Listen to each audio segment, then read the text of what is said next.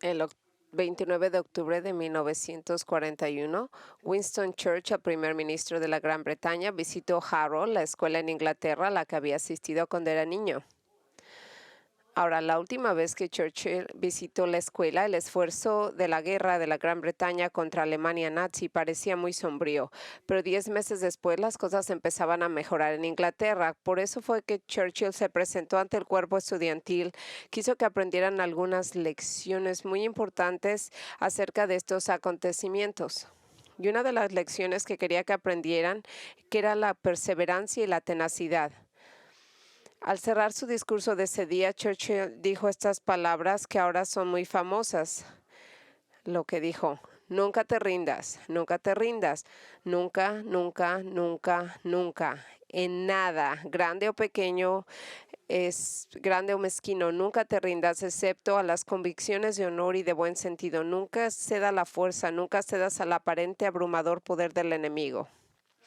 Ahora, estas son grandes palabras, las palabras inspiradoras que usaron a una nación y una generación para ayudarse a levantar la moral durante el Imperio Británico mientras se involucraba con la guerra con Alemania. Asimismo, como creyentes en Cristo, también necesitamos palabras que nos levanten la moral y nos animen en nuestras batallas en el curso y contra nuestro adversario Satanás, porque una de las principales tácticas y estrategias del diablo es desganarnos y agotarnos y desanimarnos. Y la forma en la que lo hace y tan a menudo es convenciéndonos de que nunca podremos vivir una vida cristiana victoriosa, que eso nunca nos va a pasar, que nunca podemos ganar la guerra contra Él. Él es muy poderoso, que nosotros nunca vamos a ganar el pecado contra el mundo, contra la carne pecaminosa, y que no tiene sentido continuar. Y el esfuerzo de guerra, porque esta lucha nunca tendrá fin. Siempre vamos a estar condenados a vivir en un estado derrotado todo el resto de nuestra vida. Y eso es lo que Él hace. Lo que Satanás quiere hacer es cansarnos de la batalla, quitándonos toda la esperanza de tener la victoria algún día. Y lo hace tentándonos a pensar que las batallas son interminables, simplemente siguen y siguen sin ningún final a la vista. Ahora, lo que algunos de ustedes saben muy bien y saben lo que se siente experimentar este tipo de desánimo. A veces su vida parece que ser una serie continua de conflictos y pruebas una tras otra. Primero, conflictos con individuos o conflictos por defender las verdades bíblicas con personas que se oponen a la verdad, conflictos sobre las normas piadosas de moralidad, luchas personales para mantener una buena actitud mientras caminamos por este mundo. A veces se puede encontrar muchas veces, como lo dice la Biblia, cansado de hacer el bien, emocionalmente cansado, exhausto. Está cansado de todas las luchas y las batallas y francamente te preguntas si realmente esto vale la pena. A veces puede que se encuentre pensando, ¿por qué? Como pensar, ¿por qué comprometerme a la verdad? Y mejor me dejo llevar por la cultura. Y este tipo de tentaciones diseñadas a desanimarnos por el Satanás que le susurra a nuestro corazón.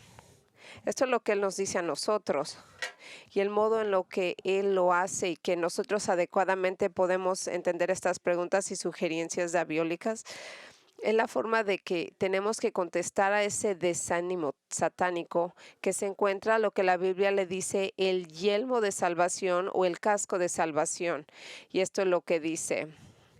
Ahora, como recordarán, nosotros dice, tómese el casco de salvación. Ahora, como recordará en nuestros estudios recientes de Efesios 6 sobre la guerra espiritual y la armadura de Dios, el casco de la salvación es la quinta de las 6 piezas de armadura que nos dice el apóstol Pablo que Dios ha provisto para protegernos en la guerra contra Satanás y sus demonios. Y el propósito del casco de la salvación es proteger nuestras mentes, haciéndonos pensar bíblicamente sobre las verdades relacionadas con nuestra salvación y cómo Él nos miente acerca de esos asuntos y cómo vemos estas palabras de Winston Churchill que dice, nunca te cedas, nunca pierdas la esperanza.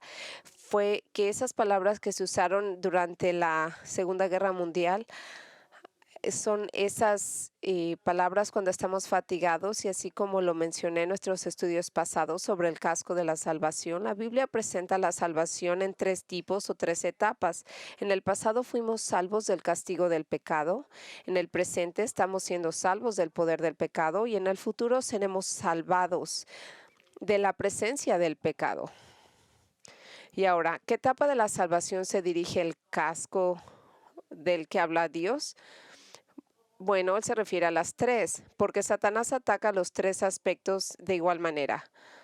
Él ataca la etapa pasada de la salvación, tentándonos a dudar que alguna vez fuimos salvos y que Dios responde a eso con una verdad bíblica sobre la seguridad de la salvación en 2 líneas.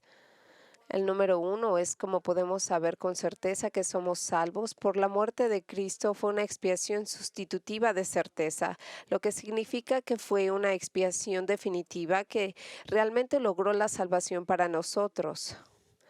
Y eso ya se ha realizado. Y el número 2 es de que podemos saber que como somos salvos, porque nuestras vidas lo demostrarán y darán la evidencia de que somos regenerados. No somos perfectos, pero nosotros vamos a vamos a confesar regularmente nuestro pecado. Vamos a confesar de que nos hemos equivocado, nos tenemos que arrepentir. Después, la segunda cosa es cuando obedecemos la palabra de Dios, aun cuando nos hemos equivocado, nuestro corazón desea darle honor a Cristo.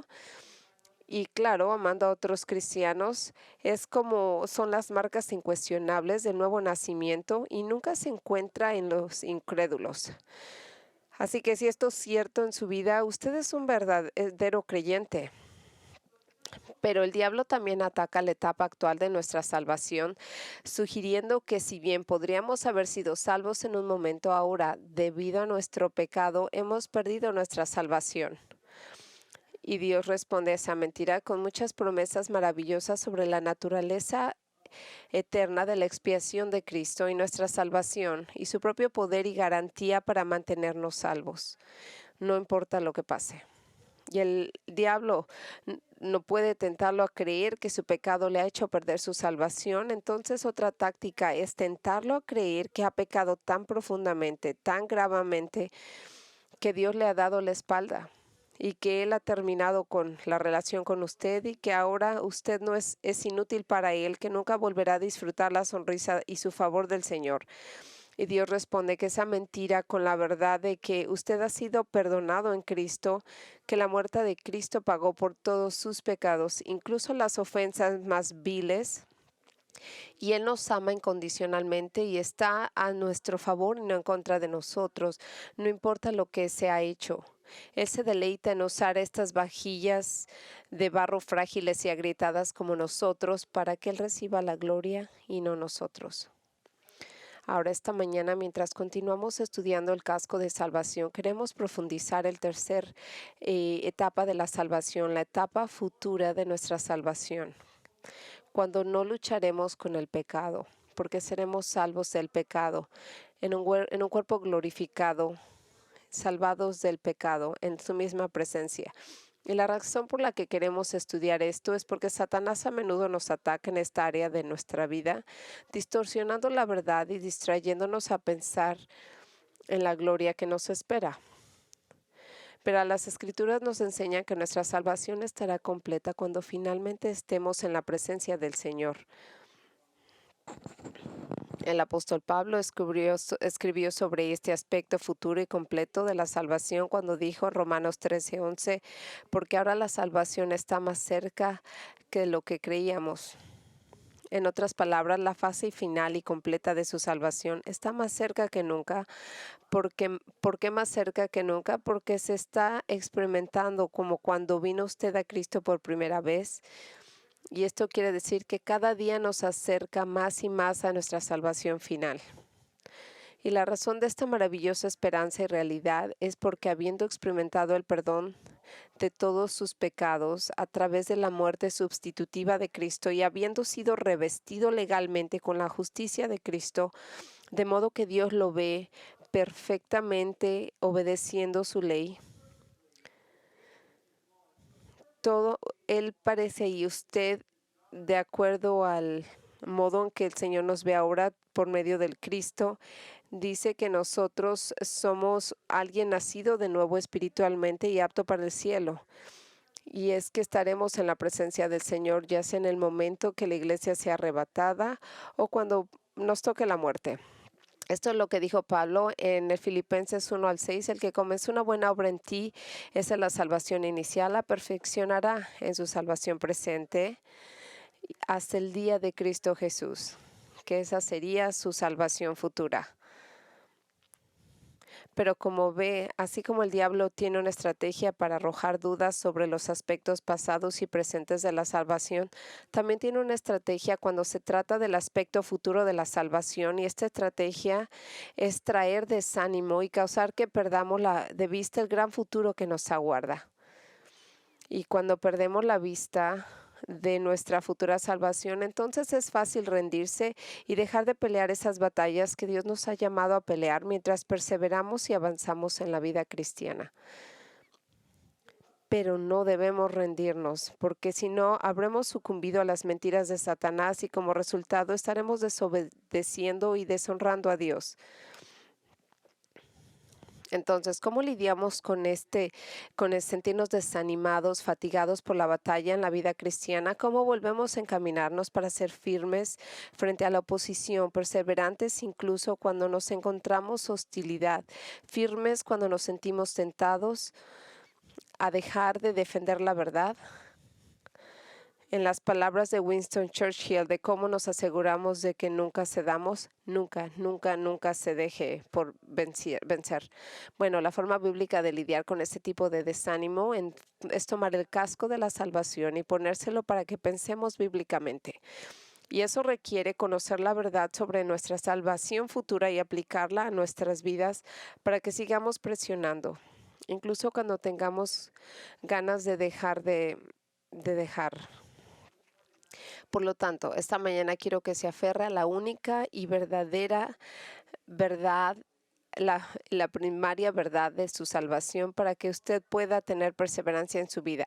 Usted ve, hay muchas series de aplicaciones e implicaciones que surgen de esta verdad primaria. En realidad, solo hay una verdad clave en relación con el casco de la salvación que le dará el estímulo para seguir adelante, incluso cuando se sienta como para rendirse. Y hay unos puntos muy importantes que tenemos que encontrar, y un punto muy importante es que nos espera la alegría en la línea de la meta. Ahora, como usted sabe, en Efesios 6 el apóstol Pablo compara al cristiano con la guerra. Nos dice que nos mantengamos firmes como buenos soldados mientras estamos bajo un ataque satánico. Pero además de la guerra, la Biblia también usa la analogía de correr una carrera a pie para describir los aspectos de la vida cristiana. Uno de ellos es como correr. Por ejemplo, en el 1 de Corintios 9, 24, 27 leemos las siguientes palabras. ¿No sabes que los que corren en la carrera, que todos corren, pero solo reciben el premio? Corre de tal manera que puedas ganar. Todo el que compite en los juegos ejerce autocontrol en todo. Luego lo hace para recibir una corona perecedera, pero nosotros es imperecedera. Por lo tanto, corro de tal manera que no sin objetivo, boxeo de tal manera que no golpee el aire, pero yo disciplino a mi cuerpo y lo hago esclavo para que después de haber predicado a otros, yo mismo no sea descalificado. Ahora, en estos versículos, Pablo enfatiza la disciplina y el autocontrol de un atleta bien entrenado. Así como los atletas profesionales deben de ejercer disciplina sobre sus cuerpos en búsqueda de un premio temporal, nosotros como creyentes en Cristo debemos asegurarnos de que nuestros cuerpos estén bajo el control de nosotros mismos en todo momento. Así en Gálatas 5:7 Pablo dijo la imagen de correr para enseñar otra verdad espiritual muy importante a los Gálatas, hablando de disciplina y progreso. ¿Estás corriendo bien? ¿Quién te impidió obedecer la verdad? Ahora aquí el apóstol está usando la imagen de correr para enfatizar el progreso de santificación, es decir, crecimiento espiritual. Los Gálatas habían estado creciendo espiritualmente para obedecer la palabra de Dios a la luz del correcto entendimiento de la gracia. Pero al escuchar que ellos eran gentiles y entonces por medio de la gracia de Dios ellos debieron haber crecido, pero falsos maestros les dijeron, no le escuches a Pablo porque tú tienes que obedecer la ley de Moisés para poder ser salvo. Y así que Pablo dijo que si tú escuchas a ellos es tu primer error, porque ahora ya estás comprometido, te están comprometiendo, tú estabas haciendo un gran progreso. ¿Qué pasó? Así que corriendo una carrera es como lo usa él para el crecimiento, pero note esto, también se usa en las escrituras que correr para hablar de la perseverancia y la fidelidad al Señor frente a la hostilidad. Escuche lo que el escritor de los Hebreos le dijo a esta congregación de pueblo judío en Hebreos 12:1. Por tanto, puesto que tenemos una nube de testigos tan grande rodeándonos, dejemos también a un lado todo el estorbo y todo el pecado que fácilmente nos enreda y corramos con paciencia la carrera que tenemos enfrente de nosotros. Ahora, en esta declaración, el autor de Hebreos compara la vida cristiana no simplemente con cualquier con cualquier carrera, sino con una carrera de larga duración. Nos dice que nos pongamos todo lo que podamos y que removamos todo lo que nos puede impedir correr. Y la palabra que él usó, que se traduce como correr, es una palabra griega que se llama agón, en griego, la cual encontramos nosotros la palabra en inglés agonía. Es decir, él está diciendo, la vida cristiana es como una agonizante carrera de larga distancia, es como un maratón de 26.2 kilómetros. No es rápido, no es algo breve, es una larga carrera prolongada y dura que implica mucho dolor e incomodidad. Hay momentos durante esa dolorosa carrera en los que usted tendrá ganas de rendirse y dejar la carrera, irse a casa. Ahora, no es necesario que haya experimentado el dolor de correr un maratón físico para saber que la vida a veces puede ser una experiencia agonizante y dura. Todos experimentamos pruebas y angustias en virtud del hecho de que vivimos en un mundo caído. Pero en adición a estas luchas normales, los creyentes en Cristo tienen luchas adicionales que los incrédulos no experimentan. Eso no es para ellos.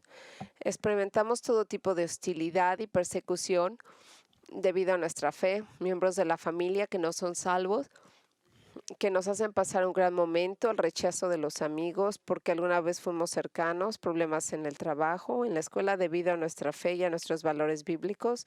Además, experimentamos luchas internas de lo que otros cristianos no saben nada, los deseos internos contradictorios de pecar y obedecer a Dios, lo que hacen que la guerra dentro de nuestras almas. También estamos comprometidos en una lucha continua contra la cultura y sus valores, comportamientos inmorales y poco éticos. Además de todo, constantemente estamos recibiendo golpes personales de forma de tentaciones al pecado, de nuestra misma guerra que llevamos dentro y la que peleamos contra Satanás, y por eso es fácil que nosotros acabemos desanimados y abatidos, porque estas batallas nunca parecen terminar, ¿o sí? Bueno, esto era precisamente de lo que estaban pensando los hebreos en la carta del Nuevo Testamento que lleva su nombre. Estaban deprimidos, desanimados y dispuestos a rendirse. Ahora, ¿quiénes eran exactamente estas personas o a dónde estaban ubicadas su iglesia? No lo sabemos. Pero lo que sí sabemos es de que eran judíos, hebreos, quien a través del testimonio del evangelio de otros habían sido identificados como Cristo y en la fe cristiana. Y como resultado ahora estaban pagando el precio de esto, siendo perseguidos. Y ahora, debido a toda la persecución que estaban experimentando, estaban tentados a dejar todo a un lado y no tener nada que ver con Jesús y su evangelio. Estaban pensando hacer sus maletas y regresar a la seguridad del judaísmo con el cual habían crecido, porque nunca los había molestado nadie por ser judíos. Por eso es muy importante que leamos la declaración en Hebreos 10 del 23 al 25. Yo sé que usted ha escuchado esto Mantengamos firme la confesión de nuestra esperanza sin vacilar, porque fiel es el que prometió. Y consideremos cómo estimularnos unos a los otros en el amor y en las buenas obras, no dejar de congregarnos, como es costumbre de algunos, sino animándonos unos a otros, y mucho más a medida se ve que se acerca el día. Ahora, estas exhortaciones no nos dejan que evitemos reunirnos o ocasionalmente faltemos a la iglesia, pero que surge algo que se requiere aquí que es muy importante. Él está diciendo que usted no abandone el cristianismo por completo, que yo nunca voy a regresar a la iglesia. Yo voy a dejar el evangelio, voy a regresar a la seguridad de ser judío. Era lo que pensaba la gente. ¿Y por qué estaban pensando esto? Porque era muy difícil ser un cristiano genuino. A nadie le gusta ser perseguido. En pocas palabras, las demandas del discipulado invitan a la hostilidad y a la oposición de los incrédulos. De hecho, en la parábola del sembrador, Jesús habló de algunas personas que solo tenían una asociación temporal con el cristianismo debido a la persecución. Y cuando venía la persecución, ellos se desaparecían. Hablando de tal individuo que dejó el evangelio en momentos difíciles, fue lo que pasó. Él dijo en Marcos 4:17, cuando surge aflicción o persecución a causa de la palabra, enseguida se aparta. Fíjense, la persecución por medio de la palabra hace que la gente se aleje, se apartaba, ya no lo volvía a ver.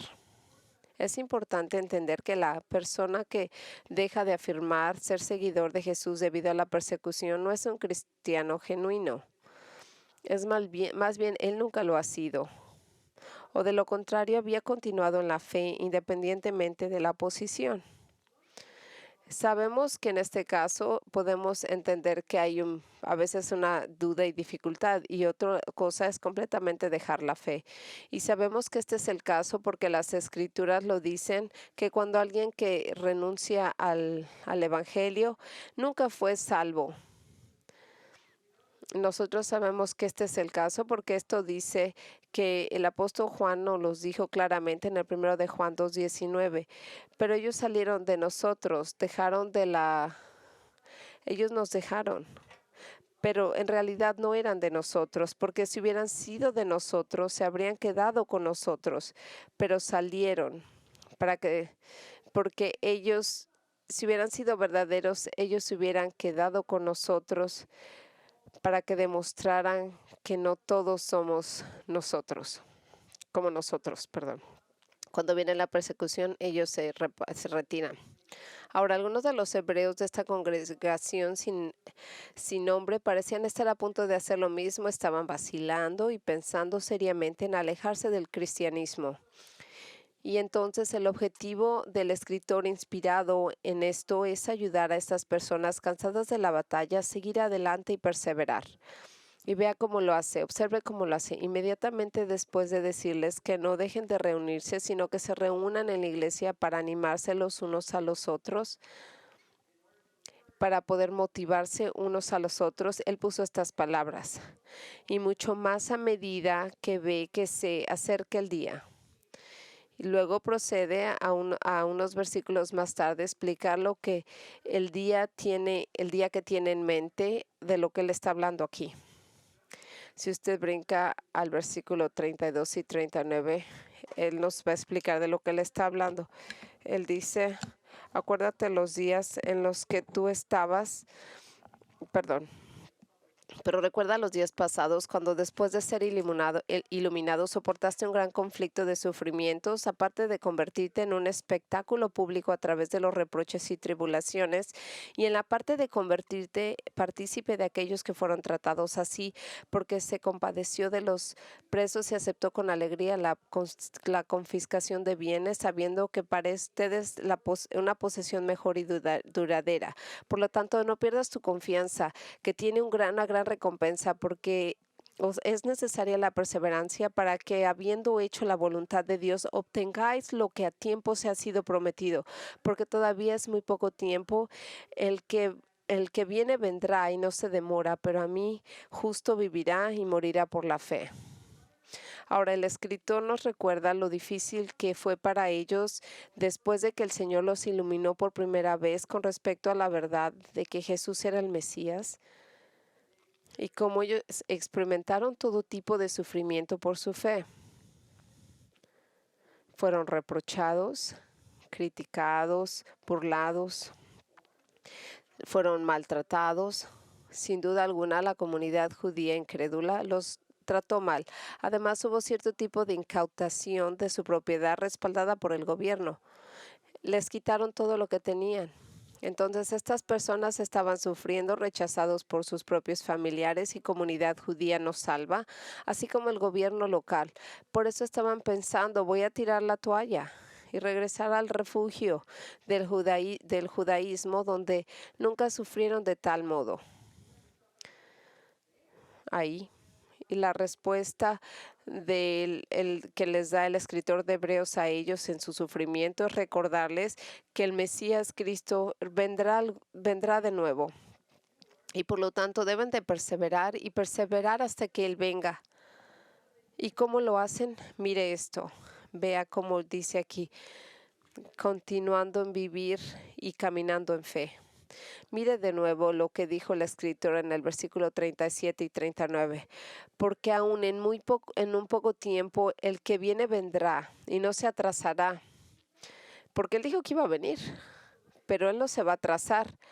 Él no está en otro tiempo, o su tiempo es diferente que de nosotros, pero el de Él es perfecto. Pero mi justo vivirá por la fe. Nosotros viviremos por fe. Y el que retrocede, mi alma no tiene placer en él. Pero no somos de los que retroceden a la destrucción, sino de los que tienen fe en la conservación del alma.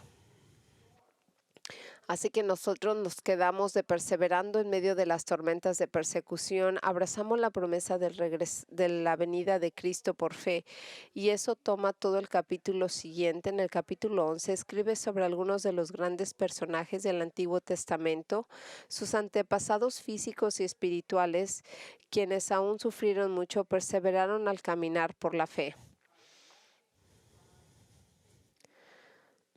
Simplemente está ilustrando la verdad, que así como los hombres caminaron en fe y como estos hombres y mujeres del Antiguo Testamento perseveraron en tiempos difíciles confiando en la palabra de Dios, estos nuevos creyentes hebreos tienen que seguir perseverando también, confiando en la palabra del Señor igualmente.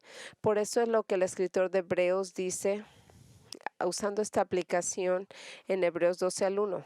Por lo tanto, cuando él está hablando de lo que había dicho, por tanto, puesto que tenemos una nube de testigos tan grande rodeándonos, dejemos también a un lado todo estorbo y el pecado que tan fácilmente nos enreda y corramos con paciencia la carrera que tenemos por delante. Ahora, es exagerado asumir que este versículo, que los que están en cielo nos miran con desprecio y observan nuestras vidas.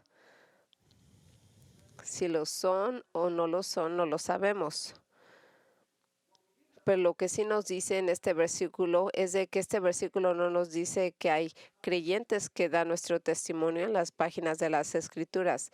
Lo que nos está diciendo es de que la gente que ha pasado nos está testificando a nosotros que la perseverancia viene por la fe en Dios, en su palabra. Es decir, que ellos son ejemplos para nosotros de aquellos que corrieron la carrera de fe y corrieron. Y ahora permítanos correr con paciencia, con fuerza.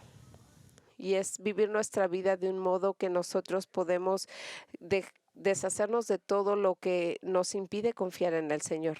Pero ven el versículo 2, donde nosotros vemos que el escritor presenta el mejor ejemplo de alguien que vivió por fe, y ese es Jesús, el ejemplo más grande de alguien que vivió por fe, el ejemplo perfecto que fue Jesús mismo. Él dijo, fijando nuestros ojos en Jesús, el autor y el consumador de la fe, quien por gozo puesto delante de él sufrió la cruz, menospreciado la vergüenza y sentado ahora a la diestra de Dios. Nos dice que fijemos nuestra mirada en Jesús y sigamos su ejemplo de vivir por fe. Eso es por eso que se le conoce como Jesús en lugar de Jesucristo, porque enfatiza su humanidad. Que aunque Él era la deidad plena, mientras estuvo en la tierra, Jesús vivió totalmente como un hombre por fe, confiando en Dios el Padre a través de la persecución y el rechazo que Él sufrió. Y la mayor ilustración de que Jesús está confiando en el Padre cuando fue perseguido es que confió en Él cuando fue a la cruz, aunque con desprecio y vergüenza. Espero que usted pueda entender lo que está diciendo aquí.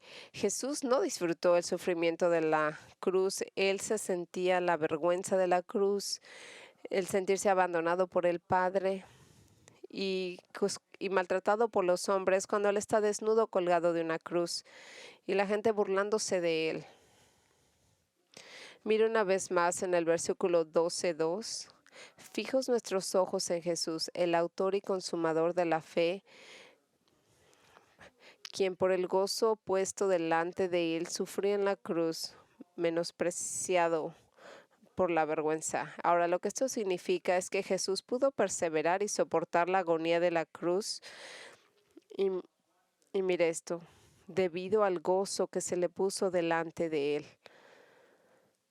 Es decir, el gozo puesto delante de él fue la línea de meta en su vida, la vida de la tierra. Cuando Jesús soportó la cruz porque sabía que terminaría la agonizante carrera de su vida y entraría a la gloria, habría un gran gozo y alegría. El gozo de estar exaltado por el Padre, el gozo de lograr la salvación, el gozo de traer a muchos hijos y hijas a la gloria. Y todo lo demás que tendría que venir acerca de ese sacrificio al regresar al paraíso, estar glorificado en la presencia del Padre. Entonces, ¿cómo se aplica todo esto a nosotros? Aquí lo tiene. Aquí está la verdad que le ayudará a perseverar durante las muchas pruebas de su vida y a contrarrestar las mentiras de desánimo y tentación de Satanás de dejar de intentar una vida piadosa. Hay una meta para el maratón de su vida. Usted verá, Satanás quiere que se canse de todas sus batallas, que se dé por vencido, como que parece interminable. Y cuando cree que algo termina, algo vuelve a empezar. Él quiere que se rinda. El modo de perseverar y resistir, sin importar cuán difícil sea su vida, es confiar en Dios, que hay gozo esperándolo en la línea de meta de su vida. Existe el gozo de estar con Cristo, el gozo de ser liberado del pecado, la alegría de ser libre del dolor que atormenta su cuerpo, el gozo de reunirse con sus seres queridos salvos y el gozo de servir y adorar a Cristo con absoluta perfección, sin mancha ninguna por el pecado. Escuche, algún día todas las batallas actuales que usted enfrenta se habrán acabado y oirá a Cristo y las palabras que dicen: bien hechos, siervo y fiel. Entra en el gozo de tu Señor. Y esta anticipación de ese gozo que venidero, que debería mantenerlo corriendo ahora, aunque la carrera sea dura. Y como algunos de ustedes saben que a mí me gustaba correr maratones y que cada una de esas carreras fueron difíciles, nunca corrí un maratón que nunca dije, oh, esa fue fácil. Siempre fueron difíciles. El maratón es siempre 26.2 millas. He experimentado deshidratación, distensiones en las pantorrillas, dolores de rodillas, ampollas, tendones problemas con mi tendón de Aquiles y mucho más, que no le voy a decir los detalles. He corrido bajo la lluvia, nieve, heladas, calor. Una vez era 29 grados. He corrido en calor y humedad abrasadora y lo único que me hizo seguir adelante en esas carreras fue que había una línea y había una meta a la que tenía que llegar. Y no hay mejor vista en la línea, en la carrera, que la meta cuando usted corre 26.2 millas, porque lo que quiere decir que el final del dolor está cerca y que puede haber alivio, descanso y refrigerio. La mayoría de mis maratones se corrieron en la ciudad de Chicago. Y ahí había un edificio rojo alto en la ciudad que cuando aparecía en mi vista, yo sabía, yo sabía que ya estaba casi cerca de la línea, de la meta. Yo sabía que ya no me faltaba mucho para acabar mi carrera y saber eso fue lo que me ayudaba a seguir adelante cuando yo quería renunciar y rendirme. Pero cada vez que miraba ese edificio rojo, sabía que la carrera ya casi había terminado. Me fortalecía para seguir adelante, independientemente de lo mal que yo me sintiera. O sea que si tuviera que arrastrarme a la última milla, lo haría. Escuche, hay una línea de meta para nosotros en nuestro maratón espiritual y cada día está más cerca y cada día más cerca del día que creemos. Y sabiendo esto, usted debe recordarse a sí mismo que nuestra salvación, esto lo debería de proteger para que no se sienta desalentado. Usted va solamente de pasada. Usted ve, si usted quiere encontrar usted el ánimo, usted tiene que ser disciplinado con su mente en pensar la gloria futura y cuando usted haga esto puede enfrentar cualquier batalla y prueba. Usted ve, esto nunca va a ser por siempre. De hecho, esto es lo que hizo Pablo en su propia vida. No nos dice qué hacer, sino que él mismo lo vivió. Él se enfocó en su salvación y en la gloria futura. El apóstol Pablo pudo enfrentar todo tipo de pruebas. Él tuvo muchísimas más dificultades que algún día nosotros tendremos. En 1 Corintios 15, Pablo les enseñó a los corintios acerca de la futura resurrección, ya que los corintios estaban confundidos al respecto y estaban confundidos porque era problemático para ellos entender ciertas cosas. Estaban confundidos porque mezclaban la filosofía de la verdad de Dios con la verdad bíblica de quién era. Y ellos pensaban que no había la resurrección futura del cuerpo porque era lo que decían los griegos. Ahora, él toma el capítulo 15 para convencerlos de que se acerca una resurrección del cuerpo y que los argumentos que usan es una prueba personal que se enfrentó cuando él estaba en la ciudad de Efeso. Mire lo que le dijo en el versículo 15:32. Si por motivos humanos luché contra las fieras de Efeso, ¿de qué me sirve? Si los muertos no resucitan, comamos y bebamos porque mañana moriremos. Ahora, lo que él está diciendo es que no tiene sentido soportar persecución si no hay salvación futura. Las bestias salvajes probablemente eran personas que se amotinaron contra Pablo. Y si no hay resurrección en el futuro, entonces vivamos por hoy, comamos, bebamos, porque mañana moriremos. Así que hay que disfrutar hoy. Pero es lo que les diría. Entonces disfrutemos ahora, porque eso es todo lo que nos toca. Pero Pablo sabía que había un gran y glorioso futuro en el cuerpo resucitado, que valía la pena seguir luchando. Él continúa peleando, soportando las pruebas en su servicio al Señor, y es por eso que cierra el capítulo 15 exhortándonos a hacer lo mismo.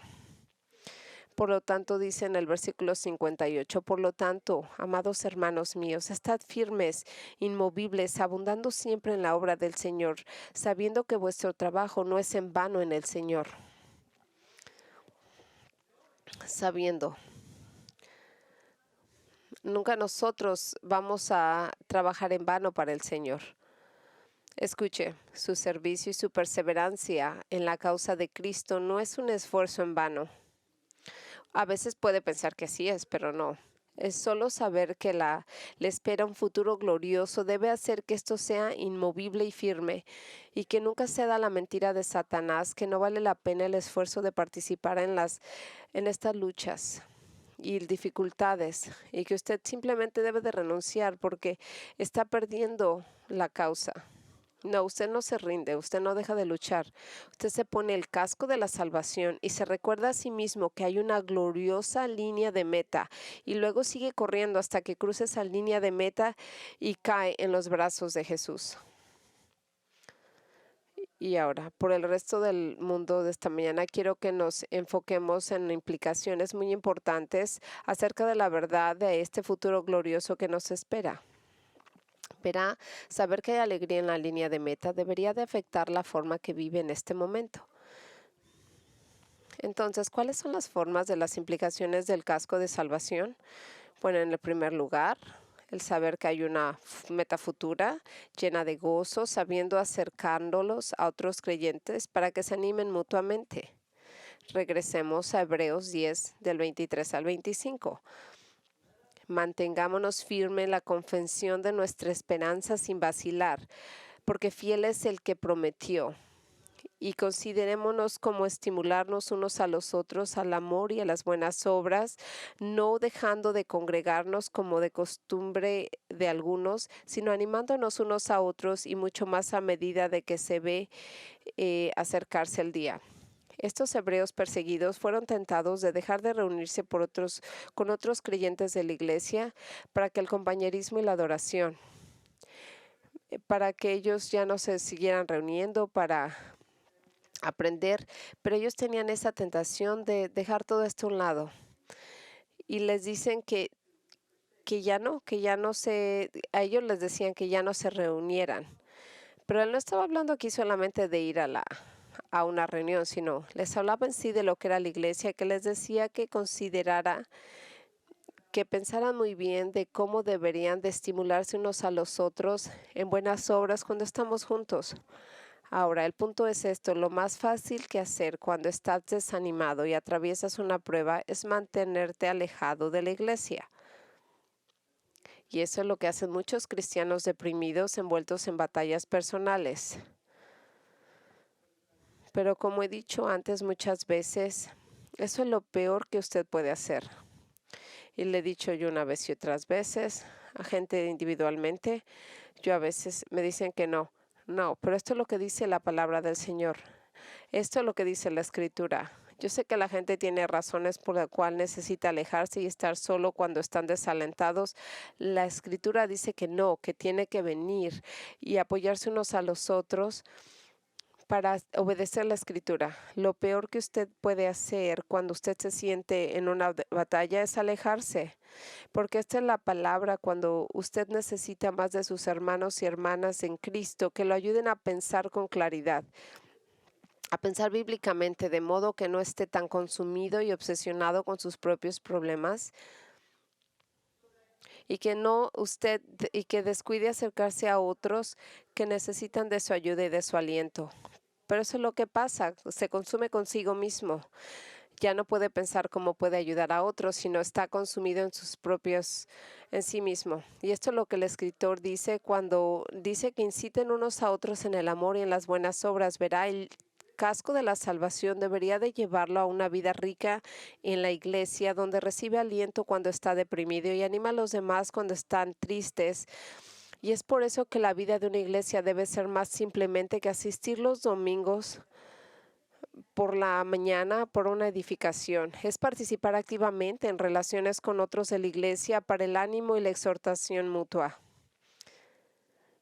Y es por eso es importante que podamos ver la Excite en live stream, pero no sustituye lo que es estar en parte de una iglesia con la gente. Varias personas que han regresado a la iglesia me han dicho que como no es lo mismo ver el mensaje por medio de la computadora. No es lo mismo. Y yo lo sé, y tienen la razón. Por lo mismo, yo le insisto a aquellos que están físicamente capacitados para regresar, que regresen, que vengan a la iglesia. Mientras miro a la cámara en este momento, le estoy hablando a usted. Venga, regrese. Eso es lo que dice la palabra del Señor. Esto es lo que dicen las Escrituras. La segunda implicación de ponerse el casco de la salvación es saber que hay una línea de meta que debería motivarnos a ser más piadosos. Primero de Juan 3, del 2 al 3, amados, ahora somos hijos de Dios y aún no ha aparecido lo que queremos. Sabemos que cuando Él aparezca seremos como Él, porque lo veremos tal como lo es. Y todo el que tiene esta esperanza, pues en Él se purifica a sí mismo, así como Él es puro. Así que si usted quiere, hay un libro que se llama El Paraíso. Parece un libro pequeñito. Es un libro excelente. No están en mis notas, pero yo le voy a decir. Randy Alcorn tiene un libro que se llama El Paraíso. Y ahora dice, perdón. perdón. Y ahora nosotros sabemos que vamos a ser como Jesús en términos de carácter. Nunca vamos a ser idénticos a Él, pero nosotros sabemos que de acuerdo a la perfección, nosotros tenemos esa esperanza de estar en Él y nos purificamos, porque nosotros tenemos esta esperanza en el regreso de Dios. Y que cuando Él regrese algún día, de que se puede purificar. Ahora, nosotros cuando sepamos que algún día vamos a cruzar esa línea de meta y seremos perfectamente transformados a la semejanza de Cristo, debería de motivarnos a querer ser como Él en este momento. Debe de haber un deseo creciente en su corazón cada día de ser como Cristo en carácter.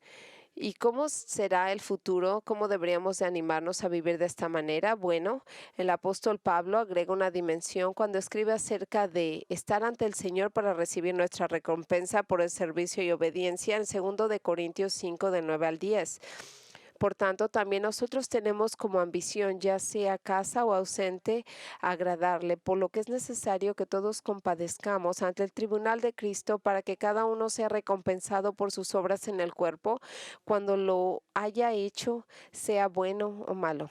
Y esta es la referencia del tribunal de Cristo, que es un lugar el tribunal de Cristo, que es un lugar donde se nos dará nuestra recompensa, no castigo, por nuestra fidelidad al Señor. Y esto es lo que debería de ayudarnos a seguir adelante. Y esto es donde recibiremos nosotros la recompensa. Nosotros seremos recompensados por la fe en nuestro Señor. Y esperar que eso y el saber que eso nos espera, eso nos debería de motivar a seguir empujando y nunca darnos por vencidos. La tercera implicación de saber que hay alegría, y así usted debería de ver, que hay alegría en la línea de la meta. Hay muchos creyentes que parecen temer la idea de morir. Y esto ha sido evidentemente por la vida de muchos cristianos han reaccionado a la crisis del COVID. Algunos han tenido tanto miedo al COVID que posiblemente morir a causa de ello, que han permitido que altere drásticamente la forma que viven, en algunos casos dañando sus relaciones familiares, dañando las relaciones de la iglesia, aislándose de amigos y seres queridos. Y para algunos se mantienen alejados de la misma gente que aman, la gente de la iglesia, durante casi año y medio. Amigos míos, esa no es la forma que los cristianos deben enfrentar la perspectiva de enfermarse y morir. Usted siempre va a ver, yo lo dije la vez pasada, siempre va a haber gérmenes que nos pueden amenazar nuestra vida. Pero nosotros no podemos reaccionar como como Adrian Monk, que es un personaje de televisión, que es un neurótico germofóbico, que el cual no podía vivir, no podía hacer una vida normal, relaciones normales con otra gente, porque estaba obsesionado con los gérmenes. Y la gente se ha convertido en este tipo, obsesionado con no atrapar COVID, con gérmenes, pero esta no es la forma que Dios quiere que vivamos, que los incrédulos tengan miedo de enfermarse y morir. Es comprensible, porque no tienen esperanza en ir al cielo, pero un creyente que deje su miedo a contraer una enfermedad que pueda matarlo, que es cierto, es extremadamente raro en estos días en nuestro país, es muy raro que realmente el COVID lo mate, pero en este país y hoy que usted deje que todo eso lo afecte negativamente sus relaciones con los demás es simplemente incorrecto. Así que póngase el casco de salvación que lo libere de este miedo. El apóstol Pablo le dijo a los filipenses que para un creyente en Cristo morir es ganancia y llamó a la muerte mucho mejor que a la vida. Ahora, ¿por qué dijo esto? Es porque estar con Cristo es el gozo y la satisfacción por la que vivimos y anhelamos. Pero usted no va a recibir eso si no se pone el casco de la salvación y si no piensa bíblicamente sobre la muerte. Así fue como Pablo enfrentó su propia muerte en el 2 de Timoteos del 4, del 6 al 8. Esto fue como él lo escribió cuando él estaba a punto de ser asesinado, porque ya soy derramado como libación y he llegado al momento de mi partida. He peleado la buena batalla, he terminado la carrera, porque él sabía que ya iba a acabar. Empecemos. Porque he derramado la libación, he llegado el momento de mi partida, he peleado la buena batalla y he terminado la carrera, he guardado la fe. En el futuro me aguarda la corona de justicia que el Señor, el juez justo, me concederá en ese día, y no solo a mí, sino también a todos los que han amado su venida. Pablo esperaba que la muerte, que sabía que entrar, que él había sido glorificado, sería glorificado algún día cuando él terminara esa meta, porque él sabría que sería perfeccionado su carácter como Jesús. Así que todas las ansias de la vida, todas las preocupaciones no podían opacar la anticipación, el gozo de acabar esa carrera. Todas las pruebas y los sufrimientos de esta vida no valen nada con el gozo y la recompensa de culminar nuestra carrera. Pero ahí dice, algún día será todo, cruzar la línea, valdrá la pena cuando nosotros veamos la cara de Jesús. Ahora, esto no lo hice en la primera. A ver, quiero compartir esto que dice corra y corra bien. Es un libro que yo leí hace mucho tiempo, y primero él escribió aquí, y escribe de un hombre que corrió un maratón. Yo no le voy a leer todo eso, pero le voy a compartir aquí. Y cómo él habla del espíritu. Mira, es un poco largo, pero es bueno. Él escribió, la vida paralela es obvia como es como un maratón. La vida de un cristiano es llena de gozo, estamos peleando siempre, empezamos a correr, el principio, corremos apurados como niños. Nosotros somos salvos, alguna gente a veces trata de que olvide los domingos y que me vaya a hacer algún deporte. A veces me pregunto qué pasaría si yo dejo de hacer eso y si no hiciera nada. Yo me imagino que nosotros dañaríamos el plan eterno, 10 años y todo está bien. Trata no de pensar en todas las posibles tentaciones que pueden tocar tu corazón. No todo mundo está hablando y creyendo ahora. Algunos se van a caer, algunos van a desfallecer, pero Satanás viene aquí cuando a veces la vida parece ser que no ni siquiera vale la pena esta lucha. Algunas veces vamos a olvidar que el mismo Espíritu Santo vive dentro de nosotros y nosotros seguiremos corriendo y sirviéndole al Señor. Mucha gente está caminando ahora, incluso algunos de ellos que vinieron aquí, que empezaron con nosotros, ya se están alejando, algunos de ellos ya hasta se han sentado, están cansados de esta vida. Y así que quieren que vengan y que se siente ahí en la sombra, y usted ve que la escritura dice que no, que continúe su camino y siga corriendo, que usted siga aguantando el dolor de la cruz, que siga usted soportando lo que tiene en la carrera por medio del Espíritu Santo, y que continúa haciendo lo que tiene que hacer. Y ahí hay un corredor que tiene una palabra que dice hipócrita en la parte de atrás. ¿Quién dice hipócrita? Él o hipócrita yo. Entonces ya empieza a bajar la velocidad y usted piensa, lo tengo que pasar porque adiós hipócrita. Entonces yo sé que Dios va a regresar, Jesús va a regresar algún día, y que puedo yo sentarme al final cuando yo espere a la presencia de Jesús. Tengo que terminar cuando acabe esa carrera, pero yo he elegido. Yo sé por qué, porque si todo lo que Cristo ha hecho por mí es en la belleza del final de esta carrera, y yo puedo acabar esta carrera, pero yo sé que el Señor me va a dar gracia y fortaleza para poder lograr. Y esto es lo que voy a hacer. Y ahí está Cristo y lo puedo ver. Y él puedo escuchar el sonido, puedo ver a mi madre, puedo ver a David, puedo ver a Pablo. Y todos ellos dicen, Jesús, mi Señor, al final de la meta. Padre, algún día yo sé que todo esto va a valer la pena. Ayúdanos, Padre, a continuar. Y ayúdanos a saber que tú estás ahí, que vamos a acabar esa carrera de un modo muy especial. Algunos vamos a estar de rodillas, a lo mejor cansados, agotados, pero vamos a acabar esta carrera. Y por eso te agradecemos, Señor. Y oramos por todos los que están cansados ahora. Ayúdalos a que tomen ese casco de salvación. Para todos aquellos que han estado aquí, Padre, que necesitan un milagro en su corazón por su lucha.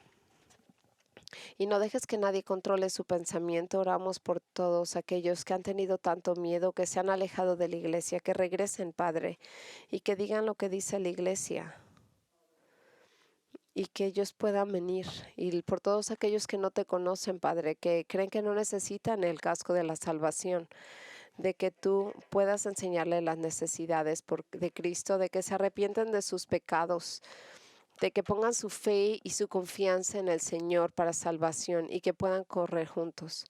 Señor, te agradecemos por lo que nos has enseñado y te alabamos y te damos gloria.